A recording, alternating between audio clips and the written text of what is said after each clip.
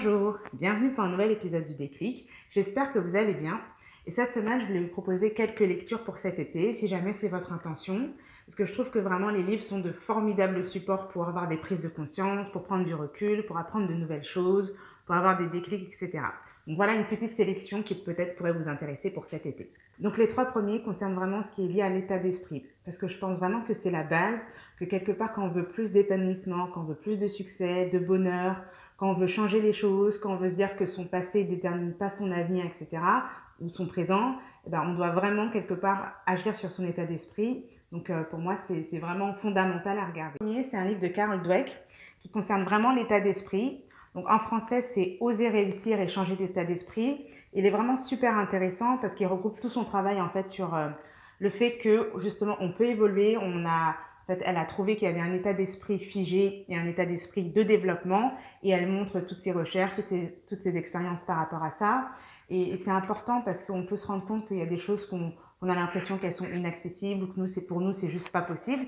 Et avec ce genre de livre, en tout cas avec son livre, on se rend compte que pas forcément. Et si on change de vision, si on change d'état d'esprit par rapport à ce qu'on regarde, on peut vraiment progresser, évoluer et accéder à des choses qui nous semblent inaccessibles en fait. Et je trouve ça super important parce que si on a toujours l'impression qu'il y a une barrière, un blocage inné entre qui on est et ce qu'on souhaite, en fait, il y a peu de chances qu'on l'ait ou parfois on peut l'avoir et le perdre assez vite. Donc en tout cas, ça c'est vraiment un travail super intéressant, même sur la plasticité du cerveau, se rendre compte que vraiment on est des êtres de changement, d'évolution et qu'on peut le faire. Le deuxième, c'est Outliers de Michael Gladwell, qui devient en français Tous winners, comprendre les logiques du succès. Et lui, il est super intéressant si vous avez tendance à mettre les gens sur un piédestal ou à mystifier les génies, les choses comme ça, parce que justement, il rentre un petit peu dans les expériences de vie, sur l'environnement de départ de ces personnes, sur l'éducation, et il montre qu'il y a beaucoup de choses qui ont été acquises en fait sur le chemin et que c'était pas si inné que ça. Parce que ce côté inné, il y a vraiment le côté du coup, on l'a ou on l'a pas, et en progressant, on peut vraiment tous faire des choses exceptionnelles. Donc vraiment assez décomplexant comme livre. Et le troisième, c'est The Big Leap de Gay Hendricks, ou Le Grand Saut en français. Alors ça, si vous savez que vous avez une tendance à l'auto-sabotage, des choses comme ça, il est formidable parce qu'il creuse vraiment très loin sur ces sujets-là, sur le fait de pouvoir quelque part augmenter sa capacité à recevoir du bonheur, de la réussite, etc. Ça, j'avais fait toute une vidéo là-dessus.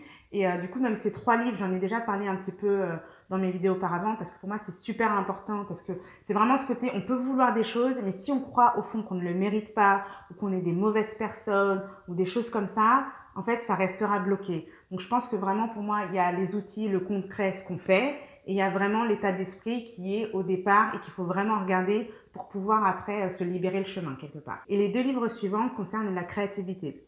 Parce que pour moi, quand on cherche sa voie, sa place, quand on est dans cette recherche d'alignement, on est vraiment dans l'expression de soi. Et l'expression de soi, c'est une forme de créativité. Parfois, on parle de créativité pour les artistes, mais pour moi, la créativité concerne bien sûr tout le monde. Dès qu'on fait quelque chose, qu'on crée, qu'on produit, etc., eh ben, on est dans l'expression, on est dans une forme de créativité. Donc, c'est vraiment des sujets qui sont intéressants à regarder. Et pour ça, j'ai deux livres. Donc, Power Patate de Florence Servan-Schreiber. Et le deuxième, c'est Big Magic, ou en français, Comme par magie, d'Elisabeth Gilbert. Donc celui-ci, il est super intéressant parce qu'en fait, elle est auteure et elle a beaucoup de personnes en fait qui lui écrivent en disant oui mais moi je suis pas créative, oui mais moi je peux pas créer, ou je suis pas assez originale, ou je suis pas assez ceci, cela.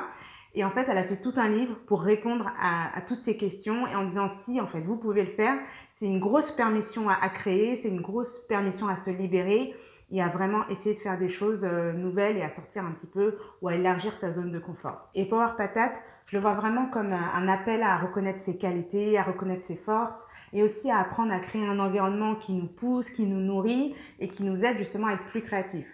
Donc vraiment, ces deux-là, pour moi, sont un petit peu mes bibles de la créativité. Les deux livres suivants concernent plutôt le rapport au temps.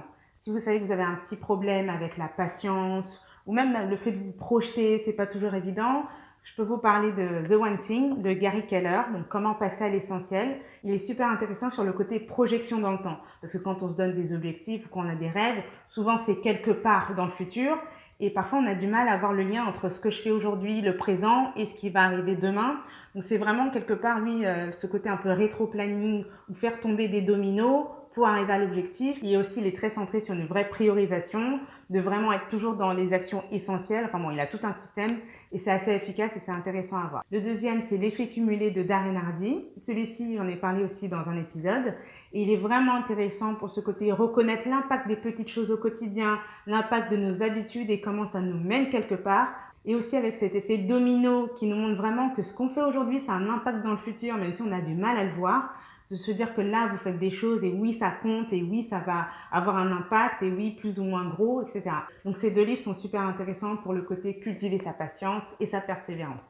Ensuite, pour les personnes qui aimeraient aller plus dans la spiritualité cet été, je peux vous parler de A New Earth, donc Nouvelle Terre en français, d'Eckhart Tolle. Donc c'est l'auteur bien sûr du Pouvoir du moment présent si vous connaissez.